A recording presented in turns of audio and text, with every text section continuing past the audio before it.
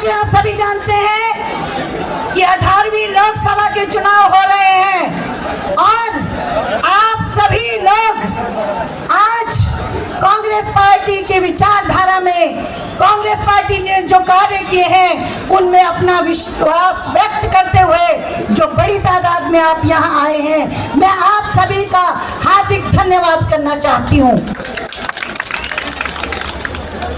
अभी आपने देखा होगा कि हमारे यहाँ के प्रत्याशी युवा ऊर्जावान पीडब्ल्यूडी मिनिस्टर, जिन्होंने अपने कार्यकाल में और 2 बार एमएलए रहते हुए इन्होंने जो विकास के कार्य किए हैं और हमारी सरकार ने पूर्व में जो कार्य किए हैं वो आप सबसे छुपा हुआ नहीं है। लेकिन अभी वर्तमान में यहाँ पर भाजपा की जो प्रत्याशी है, मैं कुछ कहना चाहती हूँ उनके बारे में। वो यहाँ पर आई और उन्होंने हमारे जो कांग्रेस पार्टी के जो 30-40 साल से पार्टी की सेवा कर रहे हैं, आप लोगों की सेवा कर रहे हैं, उन पर उंगली उठाई। उन्होंने कहा कि कांग्रेस पार्टी दुष्ट है। आपसे पूछना चाहती हूँ कि आप कांग्रेस पार्टी दुष्ट है, बताइए कांग्रेस ने क्या काम नहीं किया? कांग्रेस ने काम किया कि नहीं किया? किया। और वो प्रत्याशी ऐसी है जो कहती है कि देश को आजादी 2014 में मिली है और आजादी भीख में मिली है। जिस सांसद को, जो सांसद बनकर यहाँ से जाना चाहती है, चुनाव में खड़ी हुई है, उसको ये नहीं पता कि हमारा देश कब आजाद हुआ था। और उसने ये कहकर कि हमारे देश को आजादी भीख में मिली है, ना केवल आप सभी मतदाताओं का अपमान किया है, बल्कि मैं उससे पूछना चाहती हूँ, जो हमारे वीर फौजी थे भाई, जिन्होंने 62 की लड़ाई लड़ी, 65 की लड़ाई लड़ी, 71 की लड़ाई लड़ी और अपने प्राणों की आहुति दी, उनका अपमान किया। और इस अपमान का बदला हमारे जो यहाँ के मतदाता हैं, हमारे फौजी भाई हैं, हमारे स्वतंत्रता सेनानी हैं, वो जरूर देंगे।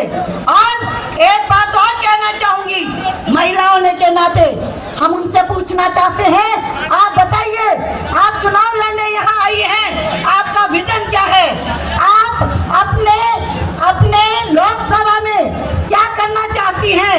आज आकर बड़ी बड़ी बातें करती हैं। जब आपदा आई उस समय वो कहाँ थी? मामला उसका घर है, मनाली उनका घर है, सब जगह उनका घर है, लेकिन वो नजर नहीं आई। क्या तब वो मंडी की बेटी नहीं थी? तब क्या वो हिमाचल की बेटी नहीं थी? जब अपना साथ आया, अपने स्वार्थ के लिए वो यहाँ पर आकर अब कहती है मैं मंडी की बेटी हूँ। उन्होंने कहा कि मैं क्या थी जो मैं इन लोगों के लिए करती? वो सक्षम थी। जब आमिर खान 50 लाख रुपए दे सकता है, तो क्या वो अपने घर के लिए 50,000 नहीं दे सकती? हम पूछना चाहते हैं कि जब आपदा थी और जब उनको हिमाचल प्रदेश का, कहते हैं ना अभी तो कि मैं हिमाचल प्रदेश का नाम ऊंचा किया, जब उनको हिमाचल प्रदेश ने हमारी आर्थिकी को मजबूत करने के लिए एम्बेसडर बनाने की बात कही हिमाचल का, तो उसने कहा मैं तो 50 लाख लूंगी तब मैं एम्बेसडर बनूंगी। इतनी स्वार्थी। अगर वो हिमाचल की हितैषी होती तो वो कहती मैं हिमाचल की बेटी हूँ, मैं एम्बेसडर बनूंगी, यहाँ पर पर्यटन बढ़ेगा, लोगों को रोजगार मिलेगा। इसी से साबित होता है कि वो लोग मतलबी हैं, मतलब के लिए वो आज यहाँ की बेटी बनकर आई हैं। और महिला होने के नाते मैं कहना चाहती हूँ, अभी भाजपा की बड़ी बड़ी नेत्रियों ने कहा, क्या कहा कि महिलाओं को 1500 रुपए नहीं मिलने चाहिए, ये महिला विरोधी है। और जब हमने निर्णय लिया था तब भाजपा ने कहा था कि कांग्रेस झूठ बोल रही है, कांग्रेस नहीं देगी। और यही लोग थे जो मुख्य चुनाव आयोग में जाकर इन्होंने शिकायत करी और रोकने का प्रयास किया, लेकिन चुनाव आयुक्त ने कहा कि ये पहले लागू हो चुका है, ये बंद नहीं होगा। इसी तरह हमारी यहाँ पर बहुत सारी बहनें बैठी हुई हैं। हमारा जो कांग्रेस की जो सरकार है, हम महिलाओं के प्रति बहुत ही संवेदनशील हैं। हमने हमेशा महिलाओं के हक की बात की है।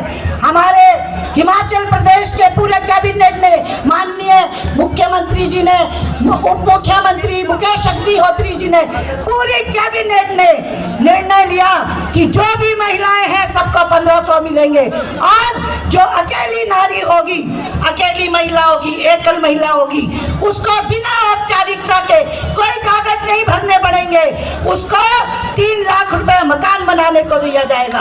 ये कांग्रेस कर सकती है। मैं पूछना चाहती हूँ उनके मैनिफेस्टो में क्या है। हमारे चुनावी घोषणा पत्र में, जो हमारा चुनावी घोषणा पत्र बना है, वो सभी वर्गों को ध्यान में रखकर बना है। माननीय राहुल गांधी जी लोगों के बीच गए, महिलाओं के बीच गए, युवाओं के बीच गए, श्रमिकों के बीच गए, किसानों के बीच गए, उनसे पूछकर उनके हितों के लिए क्या होना चाहिए वो हमारे मैनिफेस्टो में है। और केंद्र में आपके आशीर्वाद से, यहाँ से हमारे माननीय विक्रमादित्य सिंह जी को आपका आशीर्वाद मिलेगा। वो लोकसभा में जाएंगे, हमारी आवाज को उठाएंगे, तो 25 गारंटी हर वर्ग के लिए दी है। महिलाओं के लिए अगर केंद्र में हमारी सरकार बनी तो 1 लाख रुपए गरीब महिला को प्रति वर्ष मिलेगा। और युवा बेरोजगार है, आपने देखा, ये भारतीय जनता पार्टी आज कहते हैं किसानों की आय दुगनी करेंगे, लेकिन क्या किसानों की आय दुगनी हुई?